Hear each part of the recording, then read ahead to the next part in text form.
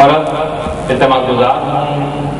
مرکزی ختم نبوت کانفرنس سے خطاب کے لیے جمعیت علماء پاکستان کے مرکزی رہنما جناب شبیر ابو طالب صاحب سے کہ وہ تشریف لائیں اور آج کی اس مرکزی ختم نبوت کانفرنس سے خطاب فرمائیں۔ جمعیت علماء پاکستان کے مرکزی رہنما جناب شبیر ابو طالب صاحب۔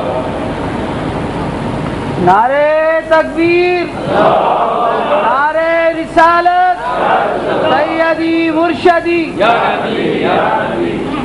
نحمدہ و نصلی وسلم علی رسولہ الکریم، اما بعد، اعوذ باللہ من الشیطان الرجیم، بسم اللہ الرحمن الرحیم۔ انتہائی قابل احترام ہم سب کے لیے، عالم اسلام کے لیے، بالخصوص اہل سنت جماعت کے لیے، اس مملکت خدا داد پاکستان کے لیے، حضرت علامہ مفتی منیب الرحمان صاحب دام برکاتہم عالیہ، حضرت علامہ لیاقت اظہری صاحب، جناب قاضی احمد نورانی صاحب، جناب عقیل انجم صاحب، امان اللہ خان نیازی صاحب، اسٹیج پہ تشریف فرما دیگر علماء کرام، میرے سامنے تشریف فرما علماء کرام، نوجوان و بزرگ، السلام علیکم ورحمۃ اللہ وبرکاتہ۔ سب سے پہلے مبارکباد کے مستحق ہیں فدائین ختم نبوت کے تمام رفقا کہ حالات کیسے ہی کیوں نہ ہو، ہر سال پابندی کے ساتھ 7 ستمبر کو فدائین ختم نبوت کی جانب سے یہ فقید المثال عظیم الشان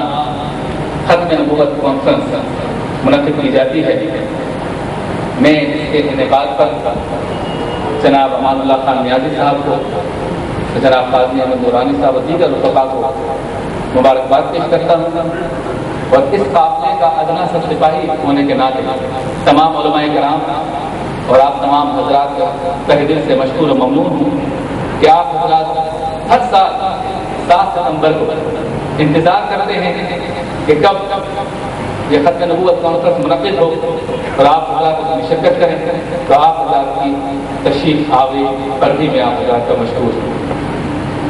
چند منٹ آپ حضرات کے سامنے لوں گا کیونکہ اصل خطاب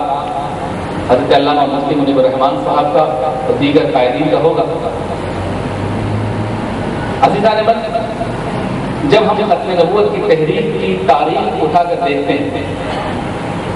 تو اس بات سے کوئی شک و شبے کی گنجائش نہیں کہ اس میں اہل سنت و جماعت کے اکابرین سر فہرست نظر آتے ہیں اور سب سے اوپر نظر آتے ہیں، لیکن اس فہرست میں اتفاق سے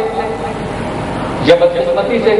یا خوش قسمتی سے ایسے مسالک کے لوگ بھی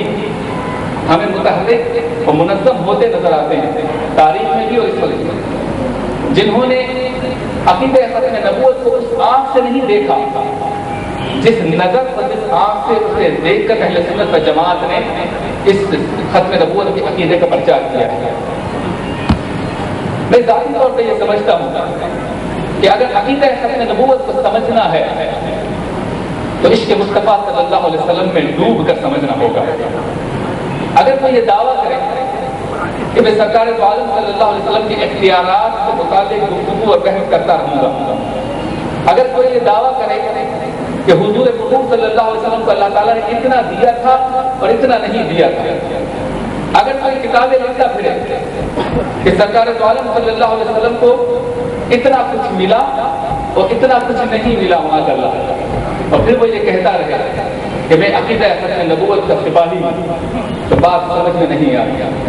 کیونکہ عقیدہ ختم نبوت کو سمجھنے کے لیے قلب یہ گواہی دے کہ میرا دل عشق مصطفیٰ میں ٹھانے مارتا ہوا سمندر ہے، اور یہ کمال اور یہ فکر اور یہ نظریہ الحمدللہ اہل سنت جماعت کے اکابرین نے ہمیں بتایا۔ اس کے علاوہ کسی اور نظریے، کسی اور عقیدے میں یہ بات نظر نہیں آتی۔ ماں خانہ سے لے کر خاتم النبیین تک کی آیت کا ترجمہ، تشریح اور تفسیر تو سارے ہی مسالک کے لوگ کرتے ہیں، وہ بھی کرتے ہیں جنہوں نے سرکار دو عالم صلی اللہ علیہ وسلم کی شان میں گستاخیاں کی، لیکن عزیزان من، اللہ تعالیٰ کا لاکھ لاکھ شکر اور احسان ہے کہ اس نے ہمیں ان گھرانوں میں پیدا فرمایا کہ جن گھرانوں میں جب ہم نے آنکھ کھولی تو ہمیں بتا دیا گیا کہ تعظیم مصطفیٰ کیا ہے۔ اللہ تعالیٰ کا لاکھ لاکھ شکر اور احسان ہے کہ اس نے ہمیں ان گھرانوں اور خاندانوں میں پیدا فرمایا کہ جن خاندانوں میں جب ہم نے آنکھ کھولی تو ہمیں بتا دیا گیا کہ ناموس رسالت سے کہتے ہیں۔ اللہ تعالیٰ کا لاکھ لاکھ شکر اور احسان ہے کہ اس نے ہمیں ان گھرانوں میں پیدا فرمایا کہ جن گھرانوں میں آنکھ کھولتے ہی ہمیں یہ بتا دیا گیا کہ یا رسول اللہ کا نعرہ کیوں لگایا جاتا ہے۔ جب فکر اور نظریہ یہ ہو تو ماں کانا سے لے کر خاتم النبیین کی تفسیر کرنے میں بھی اور سننے میں بھی مزہ آتا ہے۔ تفسیر تو وہ بھی کر رہا ہے جو صرف اہل بیت کی بات کر رہا ہے، تفسیر تو وہ بھی کر رہا ہے جو سرکار دو عالم صلی اللہ علیہ وسلم کے بارے میں یہ کہتا ہے کہ ان کا خیال نماز میں آ جائے تو معاذ فلاں فلاں کے برابر ہے۔ تفسیر تو وہ بھی کر رہا ہے جو یہ کہتا ہے کہ میں صرف صحیح سلسلہ کو مانتا ہوں اور کسی حدیث کو نہیں مانتا، لیکن اگر تفسیر کرنے والا بھی عاشق رسول ہو اور تفسیر سننے والا بھی عاشق رسول ہو تو پتہ چلتا ہے عقیدہ ختم نبوت کیا ہے۔ عقیدہ ختم نبوت کو سمجھنے کے لیے آپ کے قلب میں عشق مصطفیٰ کی شمع فروزہ ہونی چاہیے۔ اگر وہ شمع نہیں ہے تو عقیدہ ختم نبوت سمجھ میں نہیں آ سکتا۔ لفظی تو ہو سکتی ہے، پیسے کی بنیاد پر تحریکیں تو چل سکتی ہیں، لیکن اس عقیدے کو سمجھا اور سمجھایا نہیں جا سکتا۔ کتنی عجیب بات ہے کہ ماں کانا سے لے کے خاتم النبیین تک کی جب تفسیر کی جاتی ہے تو اس میں یہ جملہ، یہ سینٹنس، یہ بات، یہ الفاظ یہ ادا کیے جاتے ہیں جس کا مفہوم یہ ہے کہ محمد صلی اللہ علیہ وسلم تم میں سے کسی مرد کے باپ نہیں، وہ اللہ کے رسول اور آخری نبی ہیں۔ جب یہ بات کی جاتی ہے تو حیرت یہ ہوتی ہے کہ جب اس کی تفصیل بیان کرنے والا ان کا پیروکار ہو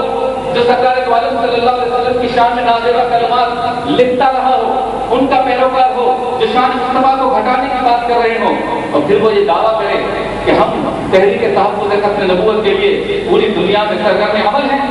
نہیں، اصل تفصیل تو وہ بیان کرتا ہے جو یہ بتاتا ہے کہ بظاہر تو یہ کہہ دیا گیا کہ ٹھیک ہے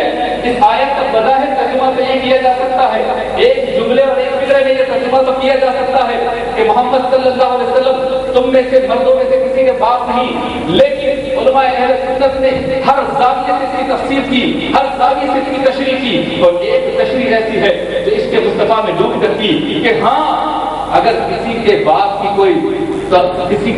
اپنے باپ کی اگر تعظیم نہ کرے تو وہ دائرہ اسلام سے خارج نہیں ہوتا، کوئی اگر اپنے باپ کی تعظیم نہ کرے تو وہ دائرہ اسلام سے خارج نہیں ہوتا، کوئی اگر اپنے باپ کی بے عزتی کر دے تو وہ کافر نہیں ہوتا۔ لیکن ہمیں بتا دیا گیا کہ سرکار دو عالم صلی اللہ علیہ وسلم تم میں سے کسی کے باپ نہیں، لیکن ہزاروں نہیں، کروڑوں نہیں، اربوں باپوں کی تعظیم قربان، اگر وہ تمہارے باپ نہیں، لیکن سمجھ لو اگر ان کی شان میں ادنا سی گستاخی کی تو دائرہ اسلام سے خارج ہو جاؤ گے۔ یہ عشق مصطفیٰ کا نقطہ ہے، اس کو سمجھ کر اس آیت کو سمجھا جائے تو عقیدہ ختم نبوت سمجھ میں آتا ہے۔ اب وہ کیا تشریح کریں گے جو تعظیم کو جانتے ہی نہیں، وہ کیا تشریح کریں گے جو ادب مصطفیٰ کو جانتے ہی نہیں، وہ کیا تشریح کریں گے جو احترام مصطفیٰ علیہ عالم کی بات آئی تو فرمایا محبوب تمہیں اتنا دے رہا ہوں کہ حساب کوئی نہیں، کیونکہ تمہارے بعد کوئی آنے والا نہیں ہے۔ اب جسے بھی ملے گا تیرے دامن سے ملے گا، جسے بھی ملے گا تیرے در سے ملے گا۔ پہلے انبیاء کو جو دیا تھا اس لیے دیا تھا کہ امتیں وہاں سے حاصل کریں گی، اگلی امت پھر حاصل کرے گی، اگلی پھر حاصل کرے گی، لیکن اے محبوب تجھے آخری نبی بنا کر بھیجا ہے، اب کسی کو اس کے بعد نہیں بھیجنا، اس لیے اب اگر کسی کو کوئی آرزو و تمنا ہے تو در مصطفیٰ پہ جانا ہوگا، وہاں سے لینا ہوگا۔ تو عزیزان من آج کی اس محفل کا آخری نقطہ بیان کرتا ہوں کہ اب یہ سمجھ لیجیے کہ تحفظ ختم نبوت کی تحریک چلے گی تو عشق مصطفیٰ کے جذبے کے تحت چلے گی۔ اگر عقیدہ ختم نبوت کو سمجھنا ہے تو پہلے اپنی نظر کو عشق مصطفیٰ کی نظر بنانی ہوگی۔ اگر عقیدہ ختم نبوت کے لیے کام کرنا ہوگا تو دل میں عشق رسول کو پیدا کرنا ہوگا۔ ہم کوئی اور بات نہیں کرتے کہ اور ممالک کے لوگ کیا کر رہے ہیں، کیا انہیں کرنا چاہیے، لیکن اتنا ضرور جانتے ہیں کہ جو یا رسول اللہ کا نعرہ لگاتے ہیں اس نعرے لگانے والے کی ذمہ داری بھی زیادہ ہے۔ اتنا ضرور سمجھتے ہیں کہ جو سرکار کا میلاد مناتے ہیں انہیں سرکار کی ختم نبوت کے تحفظ کے لیے کام کرنے کی ابھی زیادہ حق حاصل ہے۔ اتنا ضرور سمجھتے ہیں کہ جو اپنا مرکز و محور عشق مصطفیٰ کو، ذات مصطفیٰ کو سمجھتے ہیں وہ صرف نعروں سے نہیں بلکہ عملی کام سے تحریک کو مضبوط کریں گے۔ آئیے مل کر ان علماء کرام کے سامنے عہد کریں کہ اس ختم نبوت کی عظیم کانفرنس میں ہم اس بات کا عہد تمیم کرتے ہیں کہ عقیدہ ختم نبوت کے لیے ہم اپنا سب کچھ قربان کریں گے اس کے تحفظ کے لیے انشاءاللہ، اور عقیدہ ختم نبوت کے لیے پاکستان نہیں پوری دنیا میں ایسا پرچار کریں گے کہ لوگوں کو یہ پتہ چل جائے کہ یہ وہ چہرے ہیں جو اس کے صبح میں چہکتے مہکتے اور چمک رہے ہیں، اور یہ چمکتے چہرے ہی عقیدہ ختم نبوت کا تحفظ کر سکتے ہیں۔ نعرہ لگائیے، نعرہ تکبیر، نعرہ رسالت، تاجدار ختم نبوت۔ اور آخر میں